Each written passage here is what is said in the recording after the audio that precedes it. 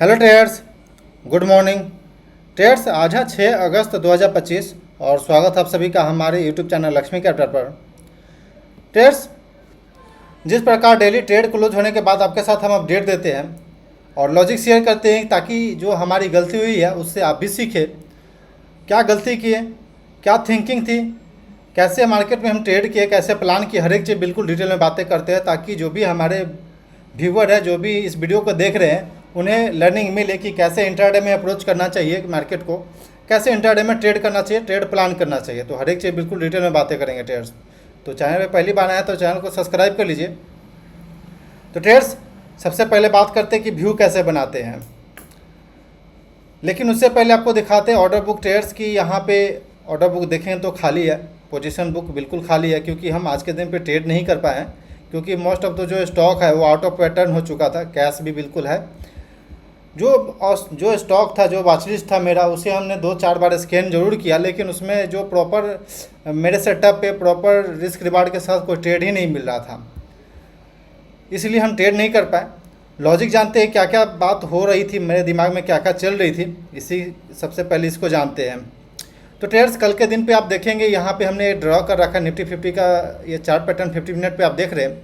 यह एक important support था, कल के एनालिसिस वाले में हमने बताया था ट्रेडर्स। देन आज के दिन पे देखेंगे ट्रेडर्स, तो ये 9:15 का कैंडल हम लोग खोलते हैं और ये एक रेजिस्टेंस है जहाँ पे ये यहाँ पे कल के दिन पे ये सपोर्ट लिया लेकिन ब्रेकडाउन दे दिए और वापस इस टाइम पे 12 बजे करीब कल के दिन पे गए थे लेकिन सेलिंग हो गया था। एंड ऑफ द डे वापस इस टेस्ट करने गए इस रेजिस्टेंस लेवल को, लेकिन आज के दिन पे देखेंगे तो वापस यहाँ से सेलिंग स्टार्ट हो गया।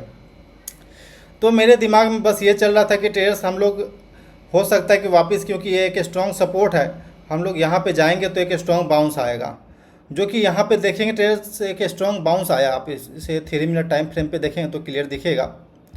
एक सेकेंड। तो ट्रेड्स यहाँ पे देखेंगे मार्केट यहाँ से गिरना शुरू हुआ, एक स्ट्रॉन्ग बाउंस आया। बाउंस आने के बाद ट्रेड्स मेरा थिंकिंग ये कर रहा था कि अब यहाँ से सपोर्ट ले लिया तो फिर अपसाइड की ओर जाएगा।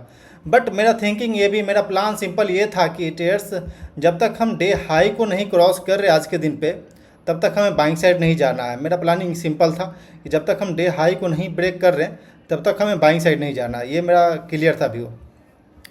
बाकी ओवरऑल यहाँ पे बाउंस आया एक स्ट्रॉन्ग कैंडल के साथ। देन तब तक ये सपोर्ट के हम लोग ऊपर ही थे, कोई ब्रेक नहीं था।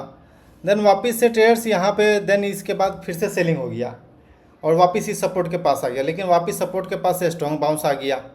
तो ये इस तरह का मार्केट जो होता है ना, stop loss both side stop loss hitting market होता है। यानी कि जो आप बाई कर रहे हैं उसमें भी स्टॉप लॉस जा रहा है, यानी कि आप सपोर्ट के पास बाई करने की कोशिश कर रहे हैं फिर भी स्टॉप लॉस जा रहा है, और अपसाइड से वापस अगर सेलिंग कर रहे हैं कोई ब्रेकडाउन पे तो उस पर भी स्टॉप लॉस जाएगा। तो यहाँ पे ये चल रहा था कि both side stop loss market यहाँ पे दिख रहा था, और यहाँ से वन वे रैली जो डाउन साइड की ओर दिखा तो मोस्ट ऑफ द जो स्टॉक है उसका रिस्क एंड रिवार्ड जो है वो पुअर हो गया मोस्ट ऑफ द स्टॉक का। तो मेरा प्लानिंग ये था कि ट्रेड्स अगर जब तक ये यहाँ से अगर सपोर्ट लेते हैं, हम सपोर्ट क्रिएट करते हैं या फिर यहाँ पे लिक्विडिटी जो भी है बाउंस आएगा या फिर बाइंग करेगा, तो जब तक हम ये डे हाई को नहीं क्रॉस करता तब तक हमें बाइंग साइड नहीं इंटर करना। ये मेरा प्लानिंग फिक्स था। बट ट्रेडर्स आप देखेंगे यहीं से वापस सेलिंग स्टार्ट हो गया और ये ब्रेकडाउन दे दिया, जब तक कि यहाँ पे मोस्ट ऑफ द जो स्टॉक है उसका रिस्क रिवार्ड प्योर हो चुका था। देन उसके बाद ये ब्रेकडाउन दिया, अब वापस इससे सपोर्ट लेकर के अपसाइड की ओर रहा। तो यानी कि आप इस ब्रेकडाउन पे वापस से शॉर्ट कर दें तो मोस्ट ऑफ द जो स्टॉक का फिर से आपका स्टॉप लॉस हिट होता। यानी कि बहुत सारे स्टॉप लॉस हिट मार्केट ऐसा तो दिख रहा है यहाँ पे, और ये कन्फ्यूजन हमें क्रिएट हो रहा था जिस वजह से हम ट्रेड में इंटर नहीं कर रहे थे, ट्रेड हम नहीं कर रहे थे जल्दी।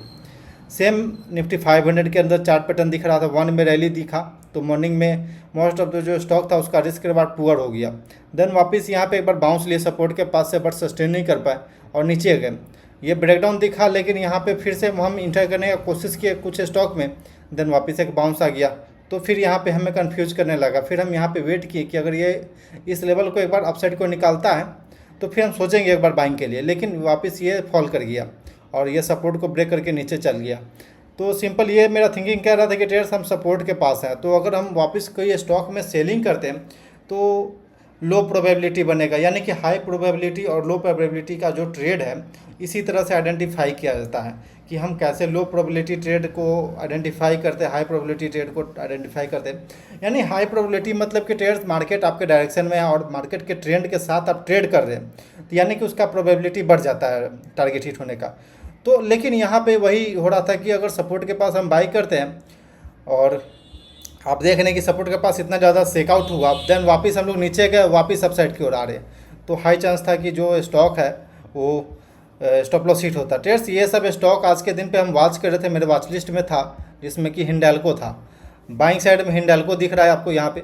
ट्रेड्स अपसाइड तो निकला है अभी, लेकिन यहाँ पे आप देखेंगे ट्रेड्स तो मेरा पहला जो रूल होता है कि अगर फर्स्ट 15 मिनट का कैंडल का लो ब्रेक कर दिया तो फिर हम अपने वॉच लिस्ट में उसे एग्जिट कर लेते हैं, रखते नहीं हैं। लेकिन आपको बताने के लिए हम यहाँ पे फिर से ऐड किए हैं ट्रेड्स। और यहाँ देखेंगे ये स्टॉक था बाइंग साइड के लिए मेरे पास, JSW स्टील था बाइंग साइड के लिए, क्योंकि यहाँ पे ब्रेकआउट दिख रहा है, सिंपल से यहाँ पे ब्रेकआउट हमें दिखा था और ये बाइंग के लिए था, लेकिन ये फॉल कर गया। एक बार के लिए ट्रेड्स ये मेरा यहाँ पे अट्रैक्ट किया था मेरे माइंड को, लेकिन कल के दिन पे जो गलती किए थे और बच तो गए थे, लेकिन कल के दिन की गलती जो है हमें याद रखना चाहिए, प्रीवियस जो भी मिस्टेक करे हमें याद रखना चाहिए। तो फिर मेरा ये प्लानिंग था कि नहीं, हम जब तक डे हाई नहीं ब्रेक करेंगे तब तक हमें बाइंग नहीं जाना है। तो फिर आप देखें ट्रेड्स यहाँ पे फिर हम बच गए।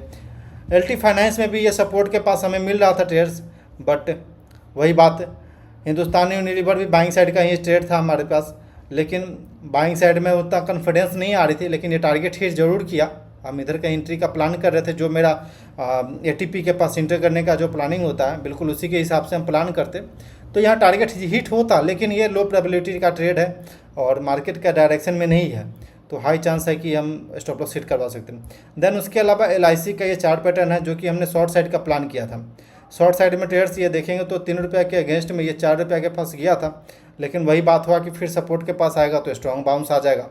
तो कल के आप एनालिसिस वाला वीडियो जब देखे होंगे तो उसमें हमने क्लियर कट कहा था ट्रेडर्स की अभी जो मार्केट है नो ट्रेडिंग जोन में है, यानी कि कोई क्लियर डायरेक्शन नहीं है कि कहाँ जाएगा। बहुत सारे स्टॉप लॉस जरूर हिट करेगा, तो हिट करवाने से अच्छा है कि हमें थोड़ा सा वेट करना चाहिए। ट्रेड्स उसके बाद फिर वोल्टाज हमें मिला, वोल्टाज में ट्रेड्स ये भी ब्रेकडाउन का चार्ट था शॉर्ट साइड के लिए, लेकिन आप देखें कि ट्रेड्स ये हम कहाँ पे अभी फंसे रहते ट्रेड में।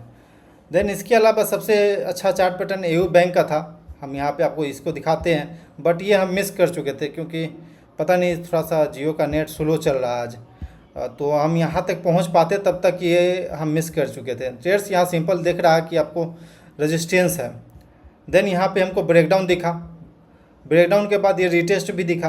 देन आज के दिन पे देखेंगे ट्रेड्स 9:15 के पास ये खुला और यहाँ पे बार बार ये अपने रेजिस्टेंस को फेस किया, ATP को बार बार रेजिस्टेंस बनाया, देन उसके बाद सेलिंग स्टार्ट हो गया। तो ट्रेड्स अगर हम इस ट्रेड में यहाँ पे कहीं इंटर किए होते तो लगभग 5 रुपये के रिस्क के अगेंस्ट में हमें 10 रुपये टारगेट आराम से अचीव हो जाता, जो कि यहाँ तक का टारगेट हम मान के चल रहे थे, बट यहाँ तक हम पहुँचते ये ट्रेड मूव कर चुका था और आउट ऑफ रिस्क रिवार्ड हो चुका था। इस वजह से हम इस ट्रेड में शॉर्ट साइड में इंटर नहीं किया, और शॉर्ट साइड में इंटर करने का भी मेरा वही बोल सकते हैं कि ओवरऑल मार्केट कंफ्यूज कर रहा था, हमें निफ्टी 50 कंफ्यूज कर रहा था, इस वजह से फिर हम बाइंग शॉर्ट साइड में भी नहीं जा पा रहे थे, क्योंकि ओवरऑल मार्केट सपोर्ट के पास है, एक स्ट्रॉन्ग सपोर्ट है यहाँ पे आप देखेंगे ट्रेडर्स, तो ये एक स्ट्रॉन्ग सपोर्ट के पास है मार्केट, तो थोड़ा सा ये चांस था कि बाइंग जनरेट हो सकता है, बाइंग आ सकती है, तो बस यही थिंकिंग था ट्रेड्स, और इस वजह से हम ट्रेड नहीं किए। सबसे हमें जो सेफ लगा कि no trading is also trading जो होता है वही अपनाते हैं, और मोस्ट ऑफ दी जो स्टॉक हमारे पैटर्न से बाहर है तो फिर हम क्यों मार्केट में ज़बरदस्ती करना कि ट्रेड हमको करना ही है। तो ट्रेड्स आई थिंक कि आपको समझ में आ गया होगा, और प्रीवियस प्रॉफिट को बिल्कुल हम बचा के रखे हुए हैं जो भी है। ओके ट्रेड्स, आई थिंक कि आपको इस वीडियो से लर्निंग मिला होगा, लर्निंग मिला तो ज़रूर बताइएगा कमेंट सेक्शन में, अपने दोस्तों के साथ ज़रूर शेयर करिएगा ताकि वो भी लर्निंग करें हमारे वीडियो के through. Okay traders, thanks for watching this video, please like and subscribe my YouTube channel for more updates.